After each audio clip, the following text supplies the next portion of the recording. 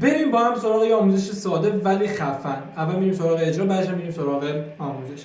از مخاطب میخوام یه کارت انتخاب کنه. حالا هر کارتی میتونه باشه، فرقی نمیکنه چه کارتی، 8 گشنیز، هر جای دست کار دوست داره میذاره، میره وسطای دست کار و کاری نداره. با یه بشکن همه کارتا رو به صورته به جز یه کارت و دقیقاً همون کارت 8 گشنیز که کارت مخاطب بود.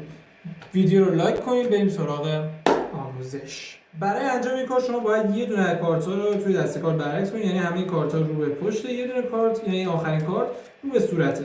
از مخاطب می‌خوام یه کارت انتخاب کنیم، مثلا یه کارت انتخاب کنیم. زمانی که داره کارت رو نگاه می‌کنه شما دسته کارت رو برمیگردونید که یعنی این کارت اینجاست، کارت رو برمیگردونید، بعد این کارتش رو می‌بینه هر جای دسته کارت، مثلا وسطای دسته کارت بذاره، گذاشت وسط دسته کارت. شما یه لحظه اینو دوباره همین خیلی راحت همینو برش می‌گردونید، یه بشکن بزنم همه کارتا رو به صورت به جز یک کارت. فقط باید مراقب باشین که تا آخر دسته کار که این کارت مشخص بشه.